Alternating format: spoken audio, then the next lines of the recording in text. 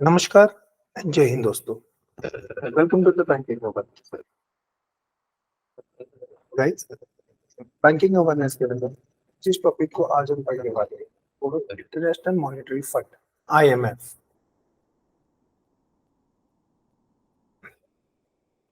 Guys, अभी के लिए हमारा जो ब्रॉडर टॉपिक होगा वो होगा इंटरनेशनल फाइनेंस इंस्टीट्यूशन। मतलब हम उन सारे फाइनेंशियल इंस्टीट्यूशंस को और इम्पोर्टेंट नॉन फाइनेंशियल इंस्टीट्यूशन को इस ब्रॉडर टॉपिक के अंदर पढ़ेंगे जो इंटरनेशनल ट्रेड के लिए, इकोनॉमिक्स के लिए काफ़ी ज़्यादा इम्पोर्टेंट है, काफ़ी ज़्यादा मायने रखते हैं। जैसे IMF, वर्ल्ड बैंक, WTO, है ना, United Nations, Asian Development Bank, BRICS bank, etcetera.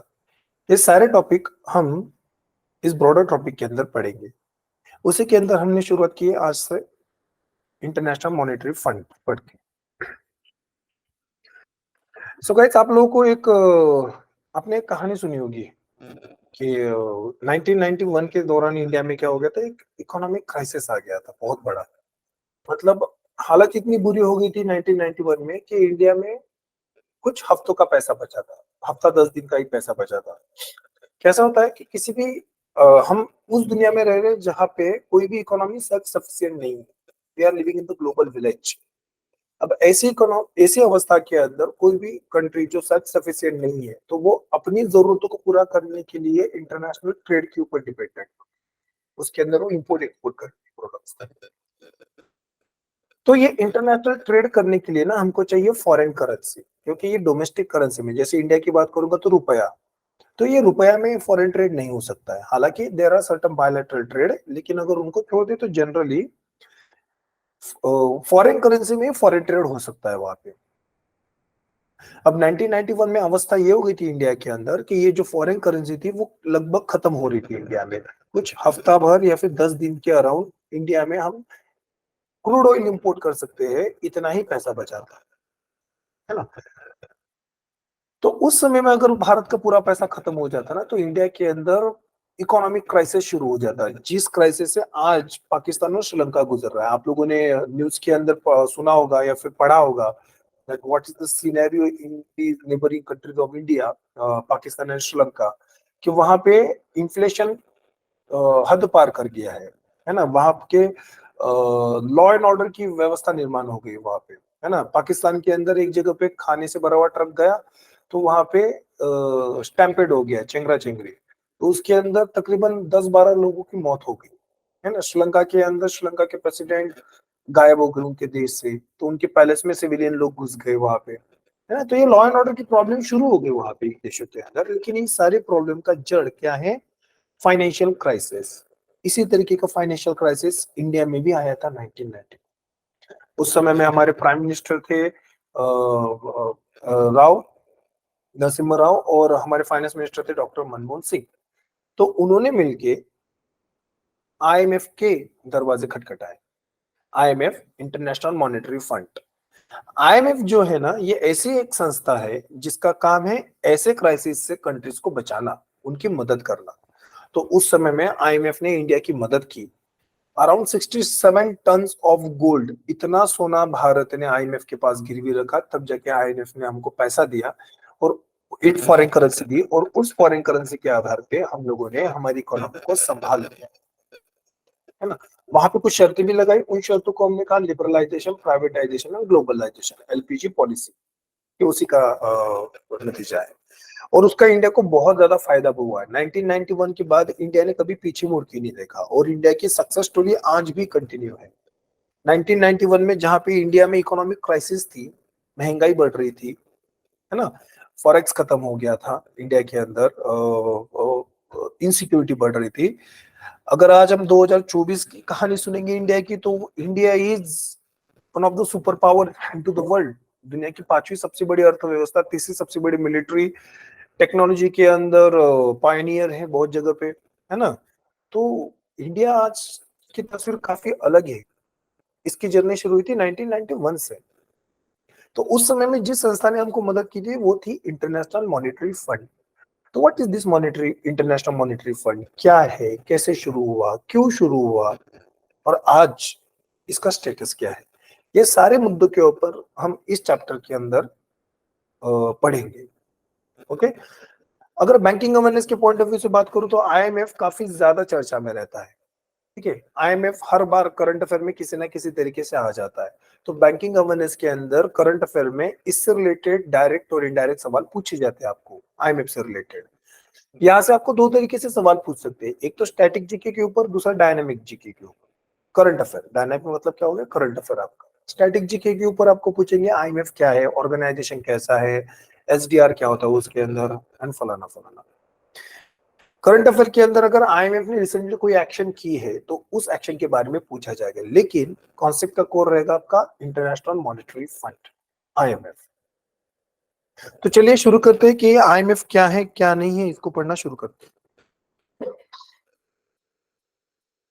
So IMF, International Monetary Fund, is an international financial institution. Financial institution क्या होता है, वित्तीय संस्था। ठीक है, it's international financial institution headquartered in Washington DC, USA. It is stated its stated mission is working to foster global monetary cooperation. ये सारी चीजें मैं आपको एक्सप्लेन करूंगा, लेकिन पहले रीड आउट करता हूँ कि क्या है। Working to foster the global monetary cooperation, secure financial stability, facilitate international trade, promote high employment and sustainable economic growth, and reduce poverty around the world. तो उसका मिशन क्या है, आईएमएफ किस लिए बनी है? तो आईएमएफ बनी है मॉनेटरी कोऑपरेशन के लिए। मॉनेटरी कोऑपरेशन मतलब क्या, कि कंट्रीज एक दूसरे की मदद करेंगे फॉरेन करेंसीज के लिए। ठीक है, with the help of IMF. जैसे आईएमएफ ने बनाया एसडीआर, एसडीआर की मदद से आप क्या कर सकते हो, इंटरनेशनल ट्रेड कर सकते हो। अगर मेरे पास यूएस डॉलर्स नहीं है तो मैं एसडीआर के आधार से भी ट्रेड कर सकता हूँ। That's monetary cooperation. Secure financial stability, जैसे 1991 में इंडिया में क्राइसिस आया था तो उसको हमने कहा फाइनेंशियल इंस्टेबिलिटी, तो वहां पे मदद करने के लिए आईएमएफ आगे आया था। That is financial stability secure. Facilitate international trade, जो अभी मैंने एसडीआर कहा, ये एसडीआर ट्रेड को भी सपोर्ट करता है, तो इंटरनेशनल ट्रेड को प्रमोट करने के लिए भी आईएमएफ आगे आती है। Promote high employment and sustainable economic growth, किसी भी इकोनॉमी के अंदर इकोनॉमिक ग्रोथ को इंश्योर करना, इसके लिए आईएमएफ काम करती है। तो आईएमएफ क्या करेगी, आईएमएफ उस कंट्रीज के ऊपर वॉच रखती है, उनके सारे पैरामीटर्स के ऊपर वॉच रखेंगे, जैसे इन्फ्लेशन, मैक्रो इकोनॉमिक इंडिकेटर्स होते हैं जैसे inflation, balance of payment crisis, forex, international trade, इन सारे मुद्दों के ऊपर वो नजर रखेंगी और उसके ऊपर रिपोर्ट बनाएंगी और उन मुद्दों के आधार पे उन कंट्रीज से कांटेक्ट करेंगी, सो दैट उनकी पॉलिसी में पॉजिटिव चेंजेस लाए जा सके ग्रोथ को इंश्योर करने के लिए। करेक्ट, तो promote high employment and sustainable economic growth. Next is reduce poverty around the world, poverty को खत्म करना। तो इतने सारे मुद्दों के अंदर इंटरनेशनल मॉनेटरी फंड आईएमएफ काम करती है। आईएमएफ की शुरुआत हुई थी 1944 से, जब दुनिया में हुई थी ब्रेटन वुड कॉन्फ्रेंस, ये भी यूएसए में आता है, इसके बारे में थोड़ी देर में बताता हूँ। And came into formal existence in 1945 with the goal of reconstructing the international monetary system.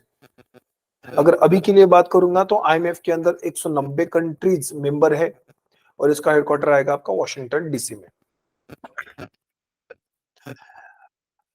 So guys, यहाँ पे हमने समझा कि आईएमएफ का एम क्या है। तो एम क्या है, पॉवर्टी को रिड्यूस करना, दुनिया के अंदर इकोनॉमिक्स की ग्रोथ इंश्योर करना, इकोनॉमिक्स के अंदर जब फाइनेंशियल क्राइसिस आएंगे उन क्राइसिस से निपटने के लिए उनकी मदद करना, जो इंटरनेशनल ट्रेड है उसको प्रमोट करना, इन सारे ऑब्जेक्टिव्स को अचीव करने के लिए आईएमएफ काम करता है। ठीक है, अब ये आईएमएफ की शुरुआत हुई थी ब्रेटन वुड कॉन्फ्रेंस जो 1944 में हुई थी। अब ये चीज क्या है, ठीक है, हम सबको पता है कि वर्ल्ड वॉर फर्स्ट हुआ था, देन वर्ल्ड वॉर सेकेंड भी हुआ था आपका। वर्ल्ड वॉर फर्स्ट आपका खत्म हुआ था 1919 में, वर्ल्ड वॉर सेकेंड आपका खत्म हुआ था 1945 में। इन दोनों वॉर्स के बीच में और एक घटना हुई थी जिसको हमने कहा ग्रेट डिप्रेशन।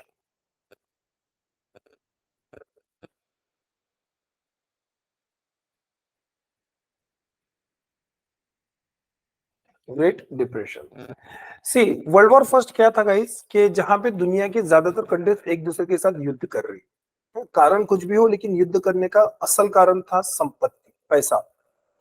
तो संपत्ति का ज्यादा से ज्यादा अधिकार होना चाहिए, इसके लिए वर्ल्ड वॉर फर्स्ट हुआ।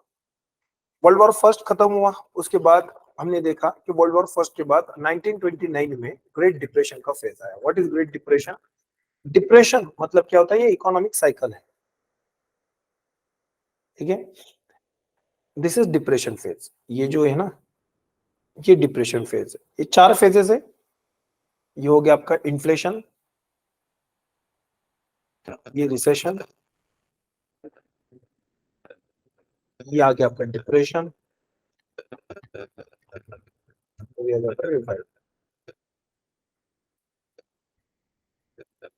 जैसे जैसे मार्केट में डिमांड बढ़ती जाएगी, वैसे वैसे इकोनॉमिक एक्टिविटीज भी बढ़ती जाएगी। आप उस फेज को कहोगे इन्फ्लेशन यानी तेजी का काल।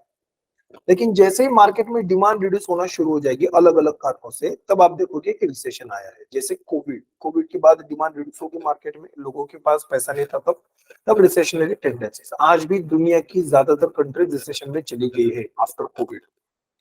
जब ये चीज और ज्यादा बढ़ जाए, मतलब मार्केट में डिमांड ऑलमोस्ट जीरो हो जाए, demand is near to the zero, demand is near to the zero, तब उस फेज को कहोगे आप depression. What happened in the depression? कि जब मार्केट में डिमांड नहीं होती ना गाइस, तो प्रोडक्शन भी ऑलमोस्ट जीरो हो जाता है। जब प्रोडक्शन ऑलमोस्ट जीरो हो जाता है, तब एम्प्लॉयमेंट भी ऑलमोस्ट जीरो हो जाती है। एम्प्लॉयमेंट भी कम हो जाती है ना, ऑलमोस्ट जीरो।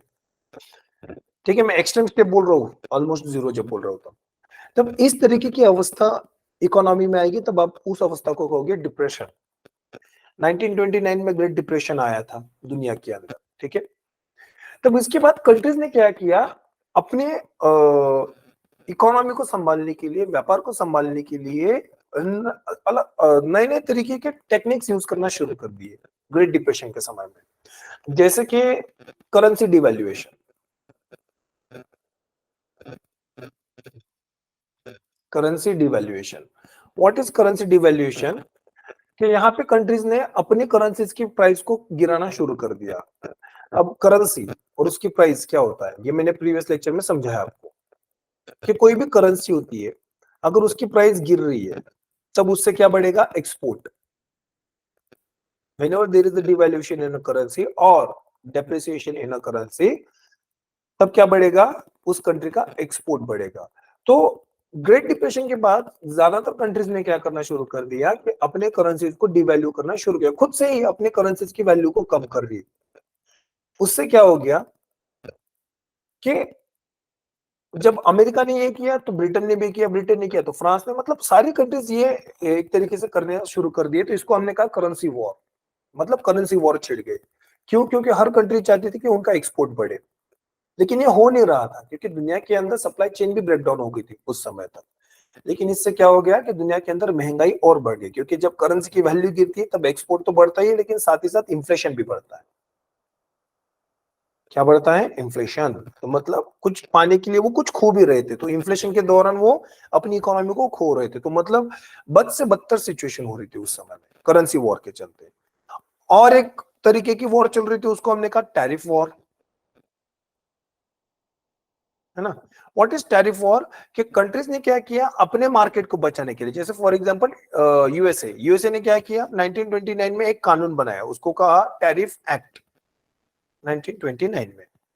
अब इस एक्ट के तहत उन्होंने क्या कर दिया कि इंपोर्ट करने वाली चीजों के ऊपर एक्सपोनेंशियली टैरिफ बढ़ा दिया। टैरिफ मतलब import duty, import duty. Tariff का मीनिंग होता है इंपोर्ट ड्यूटी। तब 1929 में अमेरिका ने ये कानून पास किया, और अमेरिका का देखा देखी पूरी दुनिया के अंदर बाकी कंट्रीज ने भी ऐसे कानून पास करना शुरू कर दिया। तो इसलिए हमने उसको नाम दिया टैरिफ वॉर। तो उन्होंने क्या किया? इंपोर्ट टैक्सेस बढ़ाना शुरू कर दिए। क्यों? जब इंपोर्ट टैक्स ज्यादा हो जाएगा, तब मान लो एक कार है जिसकी कीमत है 35 लाख, है ना। तब अमेरिका ने क्या किया? इंपोर्ट ड्यूटी बढ़ा दी। कितनी? तो बोला 100% इंपोर्ट ड्यूटी। तो 35 लाख के ऊपर 35 लाख रुपए का टैक्स लगाया, तो 70 लाख रुपए में गाड़ी बेची जा रही है अभी इंपोर्ट ड्यूटी बढ़ाने के बाद, 70 लाख रुपए। और सेम तरीके की गाड़ी अमेरिका के अंदर जब अमेरिकन कंपनी बनाएगी, तब अमेरिकन कंपनी बनाई तो इंपोर्ट ड्यूटी नहीं लगेगी, तो वो बेची जा रही है 40 लाख में।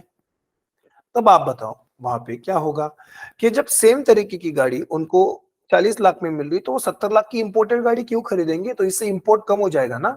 हाँ, तो इससे ट्रेड के ऊपर निगेटिव इंपैक्ट हो रहा है। That's the impact of tariff war. अब ये किया क्यों? क्योंकि अमेरिका के अंदर जो अगर ये इंपोर्ट ड्यूटी नहीं लगाते, मैं एग्जांपल दे रहा हूँ, हाँ, हाइपोथेटिकल एग्जांपल है कि अमेरिका के अंदर ये इंपोर्ट ड्यूटी अगर नहीं लगाते तो ये गाड़ी 35 लाख में बेची जाती, 70 लाख में नहीं। अब 35 लाख 40 लाख से कम है, तो लोग ये गाड़ी खरीदते, इंपोर्टेड गाड़ी खरीदते। तो डोमेस्टिक मार्केट में जो गाड़ी बन रही है उनको कौन खरीदता? तो वो कंपनी तो इवेंचुअली बंद पड़ जाते आगे जाके। तो अपने ही देश की कंपनीज को बचाने के लिए 40 लाख वाली जो गाड़ी है ना, उस कंपनी को बचाने के लिए इंपोर्टेड कार्स के ऊपर हाई टैरिफ लगाना शुरू कर दिया, मतलब हाई इंपोर्ट ड्यूटीज आज भी लगाती है कंट्रीज, है ना। जैसे भारत सरकार ने रिसेंटली जो है ना, जो टैबलेट्स टैबलेट्स मतलब जो आप यूज करते हो टैब, है ना, तो टैबलेट्स के ऊपर इंपोर्ट ड्यूटी बढ़ा दी है। पैसा कमाना इसलिए नहीं था कि ये जो टैब्स है ये इंडिया में महंगे बेचे जाए। अगर ये टैब्स इंडिया में महंगे बेचे जाएंगे तो फॉरेन कंपनीज का नुकसान होगा। तो वहां पे क्या करेंगे, वो इंडिया में आके टैब्स बना देंगे और उनको बेचेंगे। फिर इससे क्या होगा, इंडिया में प्रोडक्शन बढ़ेगा ना, तो इंडिया का फायदा है। तो इंडिया ये नहीं चाहता है कि ये जो एप्पल वगैरह सैमसंग के जो टैब्स है वो इंडिया में महंगे में मिले या फिर उनका सेल्स कम हो जाए, नहीं। इंडिया ये चाहती है कि ये टैब भारत में बनाया जाए फिर बेची जाए, इससे भारत में रोजगार भी प्राप्त होगा। तो मतलब इंपोर्ट ड्यूटी लगाने का ऑब्जेक्टिव पैसा कमाना नहीं होता है, डोमेस्टिक मार्केट को सेव करना होता है। तो इस तरीके से टैरिफ वॉर छिड़ गई। लेकिन ये currency war, tariff war, great depression के दौरान इसके कारण इकोनॉमी और बद से बदतर हो गई। अब इस सिचुएशन में और एक घटना हो गई जिसको आपने कहा वर्ल्ड वॉर सेकेंड, 1939 से। वर्ल्ड वॉर सेकेंड के बहुत सारे कारण हैं, लेकिन बहुत सारे कारणों में इकोनॉमिक ब्रेकडाउन या फिर इकोनॉमिक क्राइसिस ये भी एक कारण है, जो भी हमने थोड़ी देर पहले पढ़ा, जिसके कारण कि ग्रेट डिप्रेशन आया, करेंसी डिवैल्यूएशन हुई, देन टैरिफ लगाना शुरू कर दिया, उसके कारण इकोनॉमिक ब्रेकडाउन होना शुरू हो गए। अब वो भी वर्ल्ड वॉर होने का एक कारण है। अब इतने ही सारे इवेंट हो रहे, उसके अंदर दुनिया की इकोनॉमी लगभग कोलैप्स हो गई, है ना। वर्ल्ड वॉर सेकेंड का नतीजा 1945 में वर्ल्ड वॉर सेकेंड खत्म होता है। हिरोशिमा नागासाकी, ये दो बम फेंके जाते हैं जापान की हिरोशिमा नागासाकी के ऊपर यूएसए द्वारा, और उसके बाद जापान सरेंडर कर देता है अगस्त 1945 में, और that's the end of world war second. लेकिन वर्ल्ड वॉर सेकेंड के बाद जो है ना, पूरी दुनिया खत्म ही हुई। अब ये चीज दुनिया के बहुत बड़े बड़े लीडर्स जैसे ब्रिटेन, फ्रांस, अमेरिका, इनको पहले ही समझ में आया था कि वर्ल्ड वॉर सेकेंड का जो भी नतीजा होगा ना, वो अच्छा नहीं होगा। मतलब उसके बाद जो है ना, पूरी दुनिया में हम देखेंगे कि डेवलपमेंट काफी लगभग खत्म हो जाएगी, ट्रेड लगभग खत्म हो जाएगा। तब दुनिया को फिर से खड़ा करने के लिए ये जो ताकतवर कंट्रीज है ना, इन्होंने एक प्लान बनाया। इन्होंने कहा कि हम सब साथ में आएंगे और साथ में आके क्या करेंगे, कुछ ऐसी संस्थाएं बनाएंगे जिनका काम होगा दुनिया के अंदर व्यापार को रेगुलेट करना, पैसे को रेगुलेट करना और शांति बनाए रखना, ताकि वर्ल्ड वॉर फर्स्ट, सेकेंड और ग्रेट डिप्रेशन जैसी घटनाएं दोबारा से ना हो। इसीलिए 1944 में यूएस से, यूनाइटेड स्टेट्स ऑफ अमेरिका, उसके अंदर एक सिटी है ब्रेटन वुड। तो ब्रेटन वुड के अंदर एक कॉन्फ्रेंस हुई, उसके अंदर 44 कंट्रीज ने पार्टिसिपेशन किया। इंडिया से भी पार्टिसिपेशन किया था इंटरेस्टिंगली, सी डी देशमुख, ये नाम सुना होगा आप लोगों ने। ये C D Deshmukh was the first Indian RBI governor. Bharat स्वतंत्र होने के बाद जब पहली बार कोई इंडियन आरबीआई के गवर्नर बने तो वो थे सी डी देशमुख। तो सी डी देशमुख उन्होंने ही ब्रिटेन वुड कॉन्फ्रेंस में भारत को रिप्रेजेंट किया था। इस तरीके से 44 कंट्रीज के अंदर एक कंट्री भारत भी था रिप्रेजेंटेशन करने वाले। तो 1944 में यूएसए के अंदर ब्रेटन वुड इस जगह पे 44 कंट्रीज ने इसी मुद्दे के ऊपर चर्चा करने के लिए एक मीटिंग बनाई, जिसके अंदर अंतरराष्ट्रीय व्यापार, अंतरराष्ट्रीय मॉनेटरी कोऑपरेशन मतलब पैसे का संतुलन बनाए रखना, एक्सचेंज रेट को बनाए रखना, और इंटरनेशनल पीस, इस अलग अलग मुद्दों के ऊपर चर्चा करने के लिए ब्रिटेन वुड के अंदर कॉन्फ्रेंस बनाई थी। अब इस कॉन्फ्रेंस के अंदर कुछ नतीजे निकल के आए, तो 3 नतीजे निकल के आए थे इस कॉन्फ्रेंस में। पहला नतीजा था IBRD। IBRD stand for international bank for reconstruction and development, bank for reconstruction and development, IBRD। इसको आप कहते हो वर्ल्ड बैंक, ठीक है ना। वर्ल्ड बैंक के अंदर और भी 4 संस्थाएं आएंगी IBRD के अलावा, ये हम IMF के बाद पढ़ेंगे। लेकिन एक संस्था कौन सी बनी, IBRD, international bank for reconstruction and development. दूसरी संस्था बनी IMF, international monetary fund.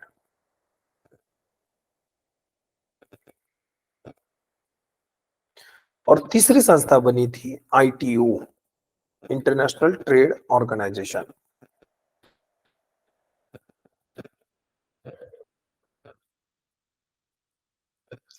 International Trade organisation.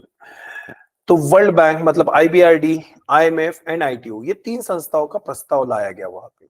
इन 3 में से IBRD और IMF, इन दोनों को तत्काल प्रभाव से, मतलब 1945 तक उन्होंने, 1944 में मीटिंग हुई थी ना, 1945 तक इंप्लीमेंट किया गया। ये जो ITO है ना, ये बहुत ज्यादा चर्चा में आ गया। हाँ, बहुत सारे लोगों की इसके अगेंस्ट में कुछ कंसर्न्स थे वहां पे। तो इसलिए फाइनली 1950 में ये डिसाइड हुआ कि ITO को नहीं बनाया जाएगा। यूएसए ने बैकआउट कर दिया एंड ITO का जो प्लान था वो खत्म हो गया। फिर हम देखते हैं कि डायरेक्टली 1995 में WTO बना है। उसके बाद, उसके पहले गैड बना था, ये WTO के चैप्टर में आपको पढ़ाऊंगा। ओके, तब 3 में से 2 संस्थाएं को स्टेब्लिश किया गया, एक संस्था नहीं बनी। जो नहीं बनी वो थी इंटरनेशनल ट्रेड ऑर्गेनाइजेशन, लेकिन जो बनी उनमें से एक थी वर्ल्ड बैंक और दूसरी थी IMF, इंटरनेशनल मॉनेटरी फंड। तो इस तरीके से IMF की शुरुआत हुई थी। ये उसका बैकग्राउंड था वहां पे कि दुनिया के अंदर फाइनेंशियल क्राइसिस आया था, तो फाइनेंशियल क्राइसिस से दुनिया को बचाने के लिए ये संस्थाओं की जरूरत पड़ी। तब अब गाइज यहाँ पे 2 संस्थाएं, एक IMF और दूसरा वर्ल्ड बैंक, मतलब IBRD, अभी वर्ल्ड बैंक ही बोलूंगा।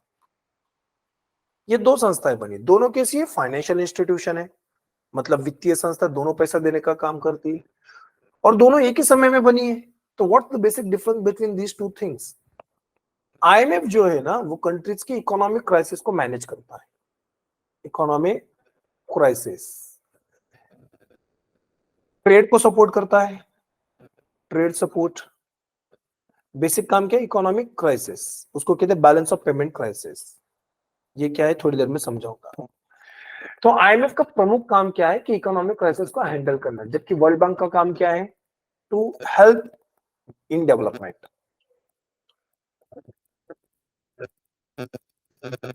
इसमें काम करना है डेवलपमेंट में। अब डेवलपमेंट कैसे होगी, अलग अलग प्रोजेक्ट्स को बना के। जैसे मान लो कि मुंबई के अंदर मेट्रो बन रही है, तो metro is a developmental project. हाँ, मान लो कि भारत सरकार ने गंगा क्लीन करने के लिए प्रोजेक्ट बनाया है, तो उसके लिए पैसा चाहिए, तो वो पैसा कौन देगा, world bank, because Ganga clean करना इट्स अ डेवलपमेंट। स्वच्छ भारत अभियान, स्वच्छ भारत अभियान में पैसे की जरूरत है, तो वर्ल्ड बैंक ने वहां पे कर्जा देके पैसे की मदद कर दी हमको। अब स्वच्छ भारत अभियान के अंदर स्वच्छता, सैनिटेशन हो रहा है वहां पे, तो वो डेवलपमेंट है। करेक्ट, ऐसे प्रोजेक्ट जो भारत को विकसित कर रहे हैं। अगर इस ऐसे किसी भी प्रोजेक्ट के अंदर फंडिंग करनी है, तो IMF आगे नहीं आएगा, तब आएगा वर्ल्ड बैंक। तो वर्ल्ड बैंक क्या करता है, अलग अलग डेवलपमेंटल प्रोजेक्ट्स को फंड करता है। डेवलपमेंटल प्रोजेक्ट फंडिंग, ये उसका इनिशियल, ये इसका सबसे बेसिक काम है। वैसे पॉवर्टी रिड्यूस करना अल्टीमेट गोल दोनों का है, लेकिन IMF यही काम बैलेंस ऑफ पेमेंट क्राइसिस को मैनेज करके करता है। वर्ल्ड बैंक यही काम अलग अलग डेवलपमेंटल प्रोजेक्ट को फंड करके करता है। IMF जो है वो शॉर्ट टर्म की लेंडिंग करता है, 3 से 5 साल के लिए, 3 to 5 years। वर्ल्ड बैंक जो है वो लॉन्ग टर्म की फंडिंग करता है। इस तरीके से वर्ल्ड बैंक और IMF दोनों के अंदर क्या है, अंतर है ना। ये बेसिक अंतर है, बाद में जैसे जैसे चैप्टर आगे बढ़ेगा आपको क्लियर डिस्टिंक्शन दोनों के बीच में और पता चलेगा। But in the crude sense आपको ये दो चीजें पता होनी चाहिए कि आईएमएफ के अंदर जो भी कर्जा है वो शॉर्ट टर्म के लिए 3 से 5 साल के लिए मिलता है, और वो जो कर्जा दिया जाएगा वो इकोनॉमिक क्राइसिस को मैनेज करने के लिए दिया जाएगा। जबकि वर्ल्ड बैंक लॉन्ग टर्म का कर्जा करता है, जहां पे 25 से 30 साल का या फिर उससे ज्यादा भी समय के लिए दिया जाता है, और वो सारा कर्जा किस लिए दिया जाता है, कंट्रीज को डेवलपमेंट में मदद करने के लिए, अलग अलग प्रोजेक्ट्स को रन करने के लिए वो पैसा दिया जाता है। तो इन्हीं दो अलग अलग ऑब्जेक्टिव से दो अलग अलग संस्थाएं बनी, financial institution, one is known as IMF, another is known as World Bank, यानी आईबीआरडी। तो इस तरीके से आईएमएफ की शुरुआत हुई थी। यही यहाँ पे हिस्ट्री में लिखी दी है आपको, that IMF also known as a fund, उसको फंड भी कहते हैं शॉर्ट लैंग्वेज में, conceived at a United Nations UN conference in Bretton Woods, United states in 1944। ठीक है, 44 कंट्रीज ने इसमें पार्टिसिपेशन किया था। At the conference sought to build a framework for economic cooperation to avoid repetition of the competitive devaluations। competitive devaluation मतलब जो मैंने आपको करेंसी वॉर बताया था, ये करेंसी वॉर है ना, कि हर कंट्री क्या करेंगे, अपनी करेंसी की वैल्यू को कम करेंगे, मतलब डिवैल्यूएशन। सी गाइस, दो वर्ड्स होते हैं, डिवैल्यूएशन एंड डेप्रिसिएशन। ठीक है, अब देखो, $1 बराबर 50 रुपए, ये एक्सचेंज रेट है। ठीक है, अगर $1 बराबर 60 रुपए हो गए, तब आप इसको डिवैल्यूएशन या फिर डेप्रिसिएशन दोनों कह सकते हो, कि अब डॉलर के मुकाबले रुपया सस्ता हो गया है, 10 रुपए ज्यादा देने पड़ रहे हैं ना, मतलब रुपया क्या हो गया है, सस्ता हो गया वहां पे, तो उसको आप कहोगे डिवैल्यूएशन। लेकिन डिवैल्यूएशन कब कहोगे, जब ये सरकार के द्वारा किया जाएगा, गवर्नमेंट मैकेनिज्म। जब सरकार खुद ये डिसाइड करेगी कि अब $1 के बदले में 60 रुपए दिए जाएंगे, तब ये होगा डिवैल्यूएशन। व्हाट इज डेप्रिसिएशन, ये मार्केट मैकेनिज्म होता है।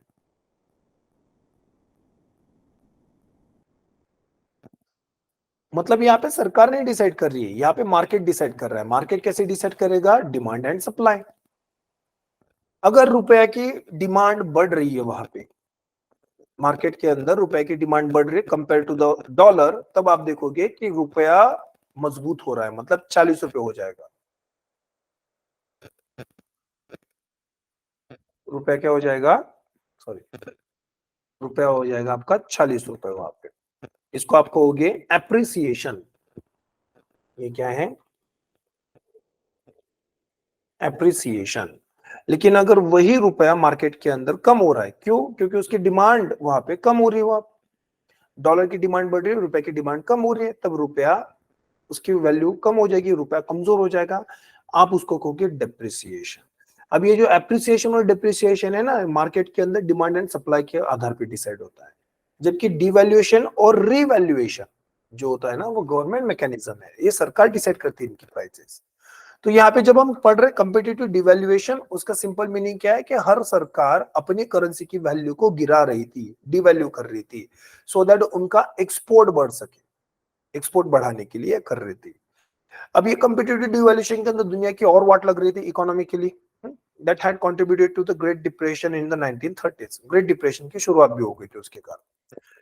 Countries were not eligible for membership in International Bank for Reconstruction and Development, that is IBRD, मतलब World Bank, unless they were member of IMF। तो सिंपल रूल क्या है यहाँ पे, कि first IMF, then World Bank, then IBRD। मतलब किसी भी कंट्री को पहले IMF का मेंबर बनना पड़ेगा, जब उनके पास IMF की मेंबरशिप होगी, तभी वो वर्ल्ड बैंक के अंदर IBRD की मेंबरशिप ले सकते हैं। मतलब आईएमएफ का मेंबर बनने के लिए कोई क्राइटेरिया नहीं है कि तुमको यूनाइटेड नेशन का मेंबर होना चाहिए, तुमको वर्ल्ड बैंक का मेंबर होना चाहिए, डब्ल्यूएचओ, ऐसा कुछ नहीं है। तुम्हारे पास पैसा है, यू आर एलिजिबल, आ जाओ और आईएमएफ के अंदर मेंबर बन जाओ। ठीक है, लेकिन जब मैं आईबीआईडी की बात करूंगा, वर्ल्ड बैंक की, तो वर्ल्ड बैंक का मेंबर बनने के लिए तुमको पहले क्या करना पड़ेगा, आईएमएफ का मेंबर बनना पड़ेगा, है ना।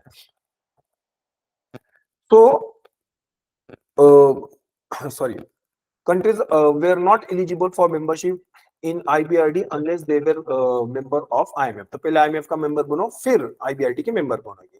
IMF as per Bretton Woods agreement to encourage international financial cooperation, introduce system of convertible currency at fixed exchange rate and replace gold with US dollar for official reserves। अभी के लिए system खत्म हो गई है, ठीक है, इसके बारे में डिस्कस करो।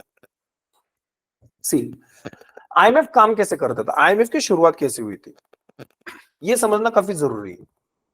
IMF का बेसिक काम क्या था कि दुनिया के अंदर एक्सचेंज रेट को रेगुलेट करना।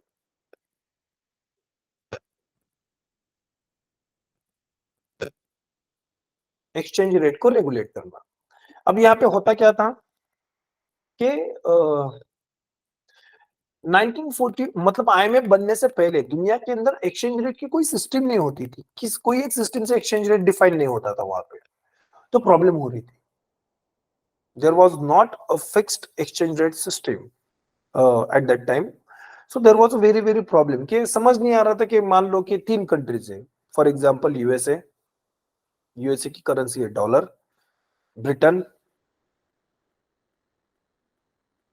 ब्रिटेन की करेंसी है आपकी पाउंड, पाउंड स्टर्लिंग कहते हैं, एंड इंडिया की करेंसी आपकी रुपया। 3 करेंसीज है। अब ये 3 करेंसीज के अंदर अगर व्यापार हो रहा है तो किसी को पता नहीं था कि एक्सचेंज रेट कैसे होगा, कैसे डिसाइड होगा वहां पे, ठीक है। IMF आने से पहले तो रुपया जो है ना पाउंड से लिंक था, मतलब रुपया की वैल्यू पाउंड से आ रही थी, करेक्ट। तो इंडिया रुपये और डॉलर के बीच में जो एक्सचेंज रेट होगा ना वो पाउंड से डिसाइड होगा। अगर पाउंड की कीमत गिर रही है तो ऑटोमेटिकली रुपए की भी कीमत गिर जाएगी, पाउंड की कीमत बढ़ रही है डॉलर के कंपैरिजन में तो रुपए की भी कीमत बढ़ जाएगी। इस तरीके से एडहॉक मैकेनिज्म से इंडिया को रुपया काम कर रहा था और पूरी दुनिया के अंदर बहुत सारी करेंसी ऐसे काम कर रही थी उस समय। तब हुआ क्या कि इसके कारण जो है ना ट्रेड के अंदर डिस्टॉर्शंस क्रिएट हो गए। तो लोगों ने कहा या ब्रिटेन वुड कॉन्फ्रेंस के अंदर दैट हमको ये एक्सचेंज रेट को संभालना पड़ेगा, ये फिक्स करना पड़ेगा कि कैसे एक्सचेंज होगी करेंसी। एक्सचेंज रेट मतलब क्या है कि एक करेंसी दूसरी करेंसी में जिस रेट पे कन्वर्ट होगी उसको एक्सचेंज रेट कहते हैं, ठीक है। मान लो $1 इज इक्वल टू 50 रुपीज, ये एक्सचेंज रेट है कि $1 के बदले में 50 रुपए मिलेंगे या फिर 50 रुपए में $1 खरीदा जा सकता है। ये कन्वर्जन रेट है ना, इसी को एक्सचेंज रेट कहते हैं। तो IMF ने क्या किया, IMF ने एक स्टैंडर्ड बनाया, नियम बनाया, ठीक है। अब सबसे उस टाइम की दुनिया की सबसे स्ट्रॉन्गेस्ट इकोनॉमी थी डॉलर, US डॉलर, ठीक है। तो IMF ने क्या किया कि सारी कंट्रीज को बोल दिया कि तुम लोग क्या करो, तुम्हारे करेंसीज को जैसे इंडिया, ब्रिटेन, ये सारे कंट्रीज क्या करेंगे, उनके करेंसीज को डॉलर के साथ लिंक कर देंगे। सारी करेंसीज किससे लिंक होंगी, डॉलर से। कि for example $1 is equal to 2 pounds, ये इनका एक्सचेंज रेट है ब्रिटेन और यूएसए का, करेक्ट। तब अब IMF के आने के बाद रुपया पाउंड से अलग हो गया, now rupaya is link to the dollar, है ना। तब $1 बराबर 10 रुपए हो गए, मतलब ये सपोज इंडिया और डॉलर का एक्सचेंज रेट सेट हो गया।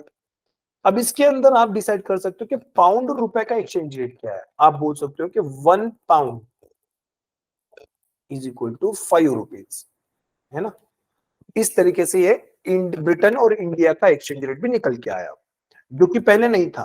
क्योंकि अब क्या किया, IMF ने कहा कि सबको अपनी करेंसीज को डॉलर के साथ लिंक करनी है, मतलब उनका एक्सचेंज रेट डॉलर से डिसाइड होगा। और IMF ने कहा कि ये जो डॉलर है ना, इसकी भी वैल्यू हम लिंक करेंगे गोल्ड से, दैट $1, सॉरी हाँ sorry 1 ounce, 1 ounce of gold, ounce मतलब यूनिट होता है। IMF ने क्या कहा, 1 आउंस ऑफ गोल्ड मतलब तकरीबन ये 28 ग्राम का होता है, 1 आउंस इज इक्वल टू, तो 28 ग्राम गोल्ड यानी 1 ounce of gold is equal to $35। ये एक्सचेंज रेट फिक्स कर दिया। तो इस तरीके से IMF ने एक्सचेंज रेट को एक नियम में बांध दिया कि सारी कंट्रीज डॉलर से जुड़ गई, डॉलर गोल्ड से जुड़ गया, है ना। मतलब अगर भारत के पास $35 हो गए, तब $35 भारत अमेरिका को देगा और बदले में 28 ग्राम सोना लेके आ सकता है, क्योंकि उतनी वैल्यू सेट कर दी है ना वहां पे।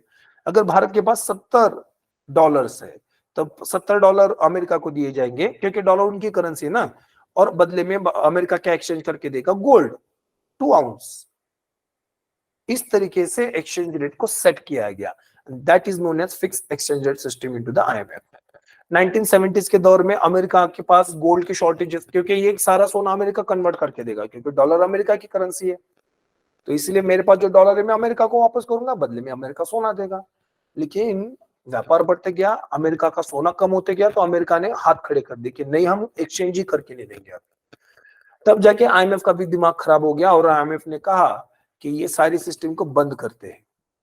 ये जो सारी करेंसीज डॉलर पे, डॉलर लिंक हो गया गोल्ड पे, ये फिक्स एक्सचेंज रेट सिस्टम है ना, ये फिक्स्ड थी, क्योंकि इसके अंदर 1 ounce of gold is equal to $35, ये फिक्स था, है ना। तो ये फिक्स एक्सचेंज रेट सिस्टम को बोले बंद कर दो, नई वाली लाओ।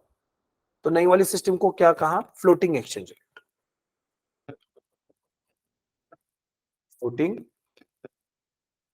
Exchange rate. आज के जमाने में दुनिया के अंदर जो एक्सचेंज रेट सिस्टम चलती है वो फ्लोटिंग एक्सचेंज रेट सिस्टम है। मतलब अब इसके अंदर कोई प्राइसेस फिक्स नहीं करेंगे। जैसे हमने देखा कि $35 is equal to 1 ounce of gold, ये फिक्स था ना। हाँ, अब बोले ये नहीं होगा, तो क्या होगा, सारी करेंसीज आर फ्री फ्लोटिंग। जैसे पानी के ऊपर कोई भी चीज तैरेगी, जैसे मान लो कि आपका प्लास्टिक का बॉल है, पानी के ऊपर तैरना शुरू करेगा, फ्लोट करेगा, लहर बढ़ गई तो बॉल भी ऊपर उठेगा, लहर गिर गई तो बॉल भी नीचे गिर जाएगा। उसी तरीके से मार्केट ऊपर उठा तो करेंसी भी उठ जाएगी, मार्केट नीचे गिरा तो करेंसी भी गिर जाएगी। तो मार्केट डिसाइड करेगा करेंसी की वैल्यू क्या है, और मार्केट कैसे डिसाइड करेगा, demand and supply, demand and supply. अभी रिसेंटली अगर आप न्यूज वगैरह पढ़ रहे होगे तो अभी 1-1.5 महीने पुरानी ही बात है शायद से, कि आईएमएफ ने भारत के ऊपर आरोप लगाए हैं। आईएमएफ ने क्या आरोप लगाया है कि भारत ने जो है ना अपनी करेंसीज को दबा के, मतलब एकदम जकड़ के रखा है, ये फ्री फ्लोट नहीं होने दे रहे। मतलब मार्केट के अंदर डिमांड सप्लाई नहीं डिसाइड कर रही इंडिया की करेंसी की प्राइस, कौन डिसाइड कर रहा है, तो बोले सरकार, आरबीआई इंटरव्यू करके डिसाइड कर रही है।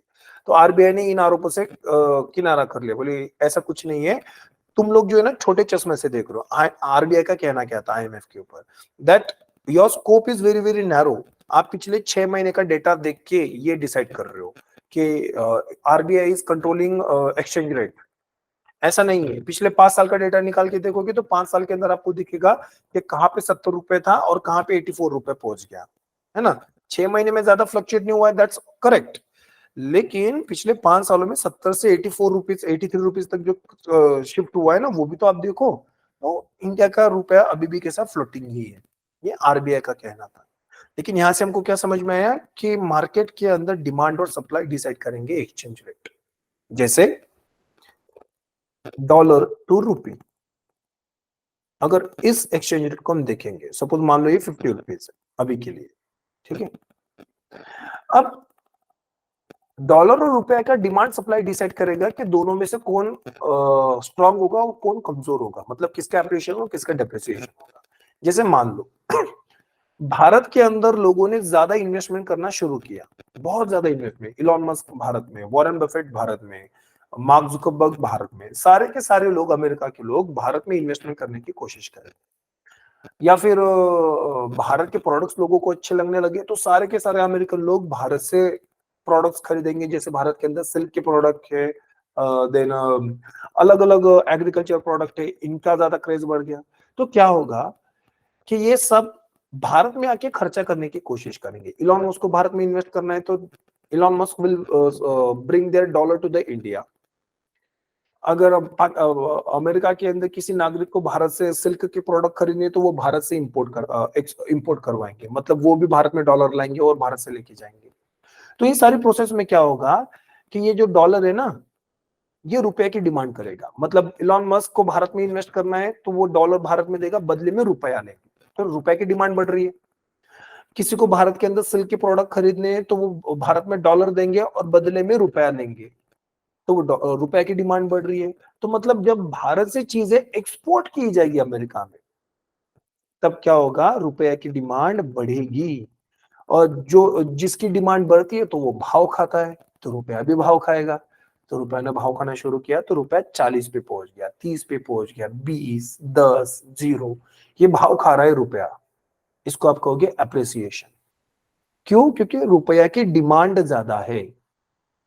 अब इसी प्रोसेस को उल्टा कर देते हैं कि मान लो भारत ज्यादा से ज्यादा अमेरिका से इंपोर्ट करवा रहा है, कि अमेरिका के प्रोडक्ट्स हमको अच्छे लगने लगे तो अमेरिका से इंपोर्ट करना शुरू कर दिया। अमेरिका में इन्वेस्टमेंट के ऊपर रिटर्न अच्छे मिल रहे तो भारत से सारी इन्वेस्टमेंट अमेरिका जा रही है, तो इन्वेस्टमेंट अमेरिका में हो रही है भारत से। तब हम लोग डॉलर की डिमांड करेंगे। जब डॉलर की डिमांड करेंगे तो डॉलर भाव खाएगा, है ना। तो $1 बराबर 60 रुपए, 70 रुपए, 80 रुपए, इस तरीके से रुपए के भाव गिरते जाएंगे। इसको आप कहोगे डेप्रिसिएशन। इस तरीके से अभी के लिए डिमांड और सप्लाई डिसाइड कर रहे हैं कि करेंसी की वैल्यू अप्रिशिएट करेगी कि डेप्रिशिएट। इसलिए भारत जो है ना एक्सपोर्ट बढ़ाने के प्रोसेस में है कि जितना ज्यादा एक्सपोर्ट बढ़ेगा भारत का रुपया उतना ज्यादा मजबूत होते जाएगा लॉन्गर पीरियड के लिए, है ना। और उतनी ज्यादा एम्प्लॉयमेंट अपॉर्चुनिटीज भी बढ़ जाएगी इंडिया के अंदर।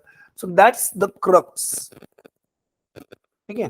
तो इस तरीके से अभी के लिए फ्लोटिंग एक्सचेंज रेट सिस्टम चल रही है आईएमएफ के अंदर।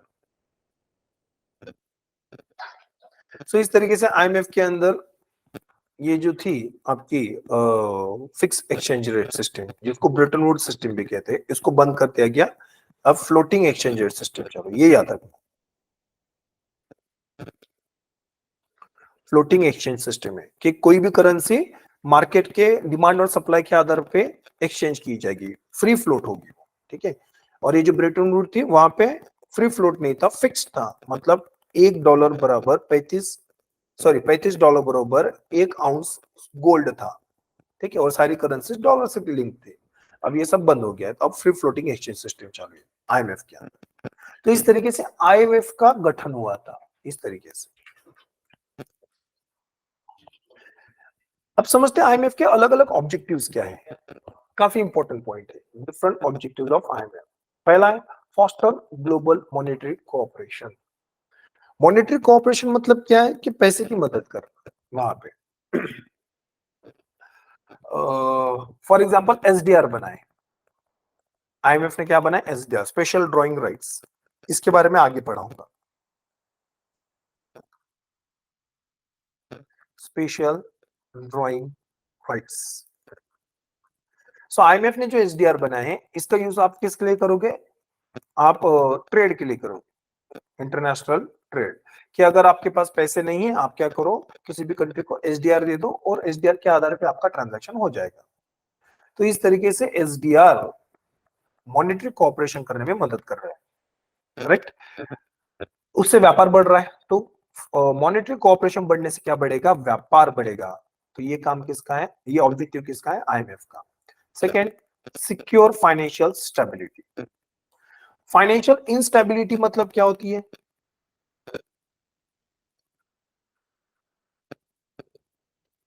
फाइनेंशियल इंस्टेबिलिटी मतलब balance of payment crisis. What is balance of payment crisis? कि किसी भी कंट्रीज को जो है ना व्यापार करना होता है, तब व्यापार के लिए क्या चाहिए होता है? Foreign currency.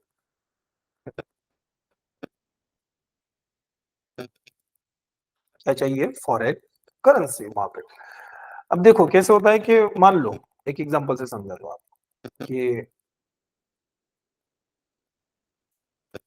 ये भारत का है इंपोर्ट, ठीक है। और मान लो ये इंपोर्ट हो रहा है आपका $80 का।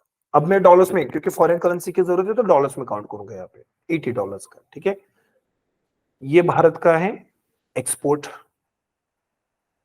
और एक्सपोर्ट हो रहा है आपका $60 का, है ना।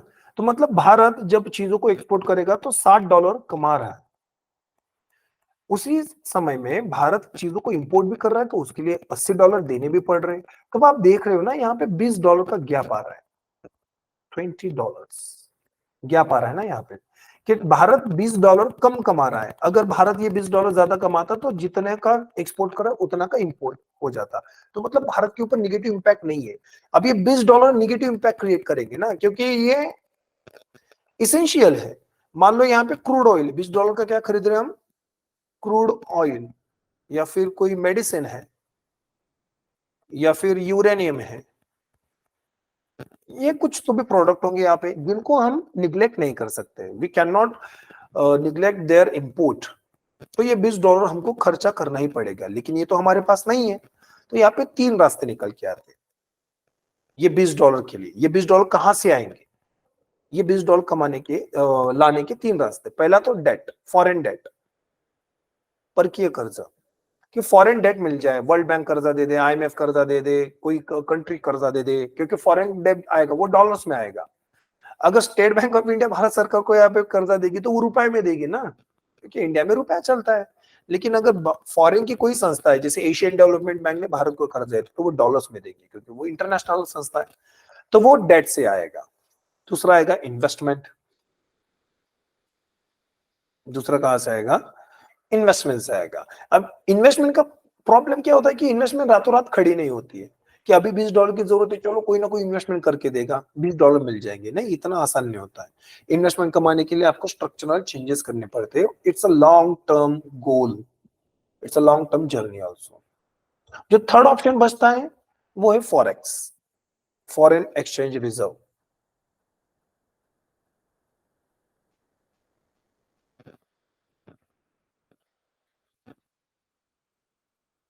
फॉरेन एक्सचेंज रिजर्व, ये फॉरेक्स होता है।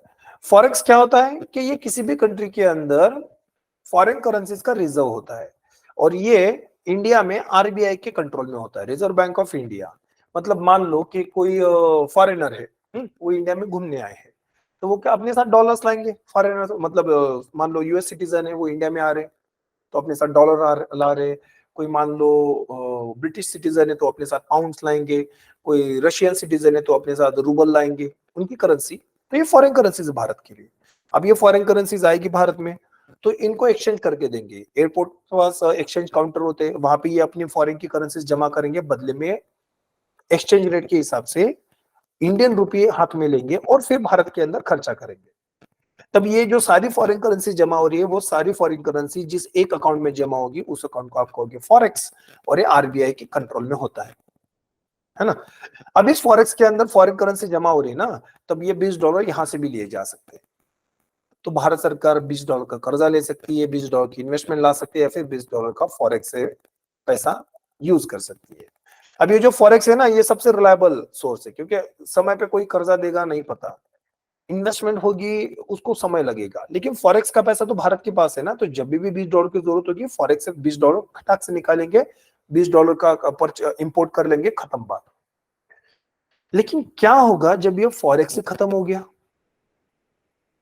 जैसे आज के लिए पाकिस्तान, आज के लिए श्रीलंका, और 1991 में इंडिया, 1991 में इंडिया, 2022-23 में पाकिस्तान और श्रीलंका, इन तीनों की हालत एक जैसी है। मतलब अभी तो इंडिया की नहीं है, लेकिन पाकिस्तान और श्रीलंका की अभी वही है। तो इनकी हालत क्या थी कि फॉरेक्स खत्म हो गया था, इंडिया में तकरीबन हफ्ता 10 दिन का पैसा बचा था कि हफ्ता 10 दिन के लिए हम क्रूड ऑयल, यूरेनियम जैसी इंपॉर्टेंट चीजें इंपोर्ट कर सकते हैं। ये इंपॉर्टेंट इसेंशियल कमोडिटीज बोल रहा हूं मैं। उसके बाद, उसके बाद कुछ नहीं। तो उसके बाद अगर ये $20 का हम क्रूड ऑयल इंपोर्ट नहीं करेंगे, ये यूरेनियम इंपोर्ट नहीं करेंगे, ये मेडिसिन इंपोर्ट नहीं करेंगे, तो इनमें महंगाई हो जाएगी ना, क्योंकि सप्लाई शॉर्टेज हो जाएगा। अगर ये क्रूड ऑयल बाहर से नहीं मंगवाएंगे तो भारत में उतना क्रूड ऑयल नहीं है, मतलब सप्लाई शॉर्टेज। और जब सप्लाई शॉर्टेज होगा, डिमांड हाई होगी, तब इन्फ्लेशन होगा, मतलब इकोनॉमी इन्फ्लेशन में चली जाएगी। और इन्फ्लेशन बढ़ेगा तो अनएम्प्लॉयमेंट बढ़ जाएगी आपकी आगे जाके, और पॉवर्टी बढ़ जाएगी, तो और problem start. So that's the beginning of economic demises, and that's known as balance of payment crisis, है ना। अगर ये $20 डेट से मिल गए, इन्वेस्टमेंट से मिल गए, या फिर फॉरेक्स से मिल गए, तो ये पेमेंट बैलेंस हो जाएगा ना, इंपोर्ट एक्सपोर्ट का जो पेमेंट है ना, वो बैलेंस हो जाएगा। $80 इज इक्वल टू $80 हो जाएगा। लेकिन ना कर्जे से मिल रहा है, ना इन्वेस्टमेंट से मिल रहा है, ना फॉरेक्स के अंदर उतना पैसा बचा है, तब ये $20 क्या है? नहीं है। तब ये बैलेंस नहीं हो रहा है, ट्रेड जो है ना वो इम्बैलेंस्ड है। तो इसने आप इसको आपने कहा balance of payment crisis. Understood? तो this is how BOP crisis is generated in a particular country, कि उसके पास फॉरेन का पैसा ही नहीं है इंपोर्ट करने के लिए। अब नहीं है तो इकोनॉमिक प्रॉब्लम स्टार्ट हो जाएगी वहां पे, तो इसीलिए उसको हमने कहा इकोनॉमिक क्राइसिस। इकोनॉमिक क्राइसिस, ठीक है। 1991 में इंडिया गुजर रहा था, अभी के लिए पाकिस्तान और श्रीलंका गुजर रहा है इन प्रॉब्लम से। तो इस तरीके से तब ये इकोनॉमिक क्राइसिस है, मतलब फाइनेंशियल इंस्टेबिलिटी है। तो यहाँ पे फाइनेंशियल स्टेबिलिटी लाने के लिए आईएमएफ मदद करेगा, कैसे? फॉरेन करेंसीज का सप्लाई करके। फॉरेन करेंसी जैसे 1991 में भारत को मिले थे, बिलियंस ऑफ डॉलर मिले थे भारत सरकार को। ऑफ कोर्स उसके लिए भारत सरकार को कुछ सोना गिरवी रखना पड़ा, कुछ शर्तें माननी पड़ी। That's some part and parcel of the game IMF के साथ जो भी है वो। तब फॉरेन करेंसी मिल गई ना, हाँ, तो उसके बाद हमारा balance of payment crisis manage हो गया और इकोनॉमी सुधर गई वहां पे। तो सिक्योर फाइनेंशियल स्टेबिलिटी, ये उसका काम है। फैसिलिटेट इंटरनेशनल ट्रेड, ट्रेड को फैसिलिटेट करने के लिए जैसे आईएमएफ ने बनाए एसडीआर, स्पेशल ड्रॉइंग राइट्स, कि तुम्हारे पास अगर डॉलर्स खत्म हो गए, तुम्हारे पास अगर गोल्ड, किसी देश के पास अगर गोल्ड खत्म हो गया, तब वो एसडीआर का भी यूज कर सकते हैं फॉर ट्रेड। मतलब ट्रेड रुकना नहीं चाहिए, एसडीआर की मदद से ट्रेड कर लो। That's S sorry SDR. लेकिन उसकी मदद से क्या हो गया, इंटरनेशनल ट्रेड आसान हो गया ना, ट्रेड रुका नहीं है अभी, ट्रेड बढ़ रहा है। So that's facilitation of international trade. Next, promote high employment and sustainable economic growth, है ना। इकोनॉमिक ग्रोथ को इंश्योर करना है वहां पे, प्रमोट करना है, उसके लिए काम करता है वहां पे। जैसे इंडिया में किया गया था, इंडिया के अंदर पॉलिसी चेंजेस करवाए गए थे 1991 में। आईएमएफ ने इंडिया के अंदर लिबरलाइजेशन, प्राइवेटाइजेशन एंड ग्लोबलाइजेशन की पॉलिसी लाने को कंडीशंस लगाई थी, कि जब ये पॉलिसीज आएंगी तभी तुम्हारे देश में पैसा बढ़ेगा, और पैसा बढ़ेगा तो पॉवर्टी भी कम हो जाएगी और तुम्हारे देश की ग्रोथ हो जाएगी। इसके नेगेटिव इफेक्ट्स भी है, लेकिन अभी के लिए पॉजिटिव इफेक्ट की बात करेंगे। नेगेटिव इफेक्ट ज्यादा नहीं है, don't worry. So promote high economic and sustainable economic growth, ये भी उसका एक ऑब्जेक्टिव है। रिड्यूस द पॉवर्टी, जब ग्रोथ होगी तब पॉवर्टी भी रिड्यूस होने में मदद हो जाएगी। Macro economic growth, macro economic growth मतलब जीडीपी बढ़ना, तो जीडीपी बढ़ना, इन्फ्लेशन कम होना, है ना, ये सारे काम होते हैं इसके अंदर मैक्रो इकोनॉमिक ग्रोथ के अंदर। Policy advice and financing for developing countries, तो पॉलिसी एडवाइस करता है आईएमएफ, मतलब अलग अलग मुद्दों के ऊपर पॉलिसी एडवाइस करेंगे वहां पे, जैसे ग्रोथ कैसे बढ़ानी चाहिए, कौन सी स्कीमें अप्लाई कर सकते हैं, कौन से मैकेनिज्म अडॉप्ट कर सकते हैं, वहां पे एडवाइस देंगे, आदेश नहीं देंगे, एडवाइस। मानना है तो मानो, नहीं तो छोड़ दो, इस तरीके से होता है आपका policy advice. Then promotion of exchange rate stability, ठीक है ना। तो अभी थोड़ी देर पहले मैंने आपको एक्सचेंज रेट सिस्टम बताई थी, तो उसको स्टेबल रखने के लिए काम करता है वहां पे। सो that's the objective of international monetary fund.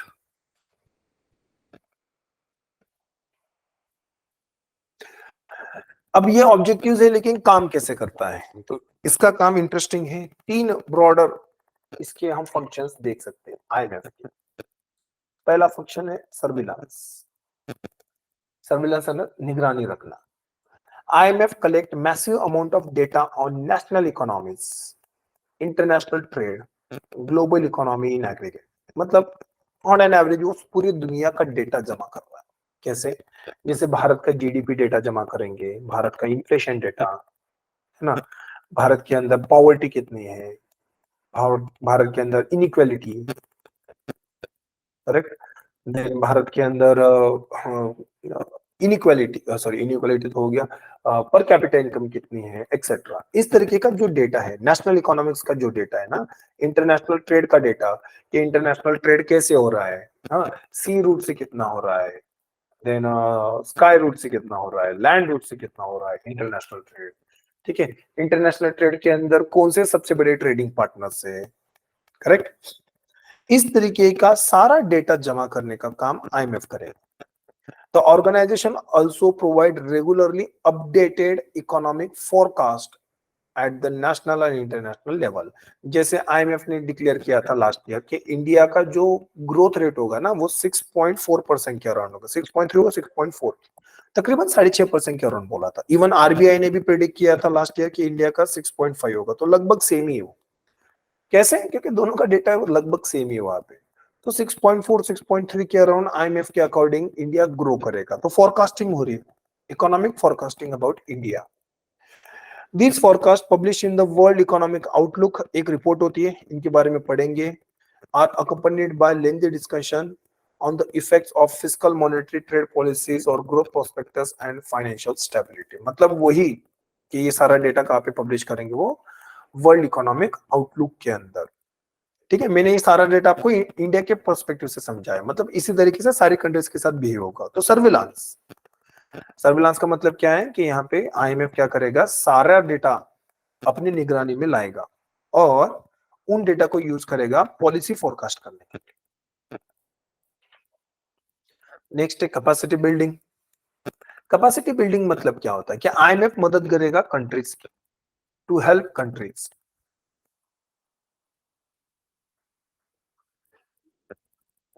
किसके लिए? फाइनेंशियल सिस्टम को मजबूत करने के लिए। फाइनेंशियल सिस्टम, जैसे किसी भी कंट्री के अंदर फाइनेंशियल सिस्टम को संभालने के लिए अलग अलग संस्था है, जैसे मिनिस्ट्री ऑफ फाइनेंस है इंडिया के अंदर, हाँ, टैक्स डिपार्टमेंट है, अलग अलग संस्थाएं जो फाइनेंस से रिलेटेड काम करती है। इन सारी संस्थाओं के अंदर जो भी ऑफिसर्स है ना, उनको इंटरनेशनल लेवल की फाइनेंस समझाने के लिए, नए नए मैकेनिज्म समझाने के लिए, ट्रेनिंग देने के लिए आईएमएफ काम करता है, ट्रेनिंग प्रोवाइड करता है। इससे क्या होगा, किसी भी कंट्री की कैपेसिटी बिल्डअप हो जाएगी to manage their financial problems, है ना। अब मान लो कोई गरीब देश है छोटा सा, जैसे मान लिया सोमालिया, है, सोमालिया में तो कोई सरकार ही नहीं, मान लो छोटी मोटी वहां पे सरकार इस्टेब्लिश करने की कोशिश शुरू करती, तो सोमालिया के अंदर जो उनकी फाइनेंस मिनिस्ट्री होगी, टैक्स डिपार्टमेंट होगा, इनके ऑफिशियल्स को ट्रेनिंग प्रोवाइड करने का काम वहां पे कौन करके देगा? आईएमएफ करके देगा, सो दैट इनके देश के अंदर फाइनेंशियल सिस्टम मजबूत रहे। क्योंकि देशों के अंदर अगर फाइनेंशियल क्राइसिस जनरेट होगी तो आईएमएफ का ही लॉस होगा, मतलब आईएमएफ का जो ऑब्जेक्टिव है वही फेल कर जाएगा वहां पे। So IMF provide technical assistance, training, policy advice to the member countries through its capacity building program. These programs include training in data collection and analysis, which feed into the IMF project of monitoring national and global economies. तो अभी जो मैंने आपको normal language में समझा था वही चीज है कि यहाँ पे ऑफिसर्स को ट्रेन करने की कोशिश की जाए। So that's capacity building. Next is lending, that's the major function of IMF. IMF पैसा देने का भी काम करेगा। The fund gives loan to the member countries that are struggling to meet their international obligation, मतलब उनके पास फॉरेन करेंसी नहीं है। When they don't have foreign currency, तो वो अपने पैसे नहीं चुका पाएंगे, तो उस समय में कर्जा देके मदद करना। But these loans are provided in return for implementing specific IMF condition। जो मैंने अभी कहा था ना कि भारत में एलपीजी ये नियम लगवाए थे आईएमएफ के दबाव में, designed to put government finance on sustainable footing and restore growth। तो ग्रोथ को रिस्टोर करने के लिए ये नियम लगाए जाते हैं। इन नियमों को जो आईएमएफ कंडीशन लगाएगा उनको कहा जाएगा स्ट्रक्चरल एडजस्टमेंट, की इकोनॉमी के अंदर स्ट्रक्चरल चेंजेस करने थे उनको। These policies are included balancing the budget, removing the state subsidies। जैसे इसके अंदर क्या क्या आ सकता है कि बजट जो है ना, बजट के अंदर ज्यादा डेफिसिट नहीं जनरेट करना, ये बताएंगे वहां पे स्ट्रक्चरल चेंजेस के अंदर। हाँ, सरकार जो सब्सिडीज दे रहा है सब्सिडीज को कम करेंगे वहां पे। सरकारी कंट्रोल बिजनेसेस के ऊपर कम करके प्राइवेटाइजेशन को बढ़ावा देना, बिजनेसेस को काम करने की आजादी देना। ठीक है, removing barriers to the foreign investment, मतलब ग्लोबलाइजेशन को प्रमोट करना।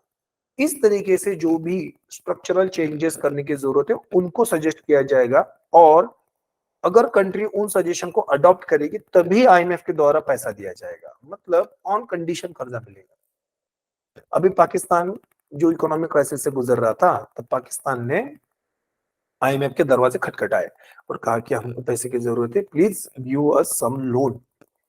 आईएमएफ ने कहा डोंट वरी, मिल जाएगा तुमको कर्जा। लेकिन आईएमएफ ने जो है ना कर्जा देने से पहले कुछ शर्तें लगाई, ये कंडीशन है ना, ये कंडीशंस लगाए। दे सेड कि तुम्हारे देश की मेजर प्रॉब्लम क्या है पता है? मतलब आईएमएफ पाकिस्तान को बोल रहे मीटिंग के अंदर कि तुम्हारे देश की मेजर प्रॉब्लम क्या है पता है क्या? कि तुम लोग जो है ना जितना भी पैसा आता है उसका बहुत बड़ा हिस्सा डिफेंस के ऊपर खर्चा कर देते हो।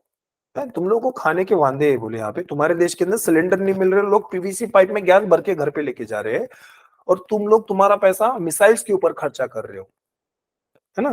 तो इस तरीके से आईएमएफ ने कहा कि you need to curtail your defence budget, कि तुमको तुम्हारा डिफेंस बजट कम करना पड़ेगा तभी हम तुमको कर्जा देंगे। पाकिस्तान ने भी कहा प्राण जाए पर शान ना जाए, एक नहीं देना है पैसा मत दो लेकिन ये चीज मत बोलो। तो पाकिस्तान ने मना कर दिया वहां पे, ठीक है। सो दैट्स हाउ आईएमएफ ने भी कर्जा देने से मना कर दिया था। बाद में फिर सऊदी ने थोड़ा सा इन्फ्लुएंस किया वहां पे कि दे दो भाई दे दो, अगर तुम नहीं दोगे तो ये फिर से मुझे तकलीफ दे देगा वहां पे। सो दैट्स हाउ आईएमएफ ने पाकिस्तान को वहां पे कर्जे की मदद कर दी, मतलब एक बीच में सेटलमेंट किया गया था वहां पे। So that this is how IMF on condition लोगों को कर्जा देता है। So that's lending is one of the major function of IMF.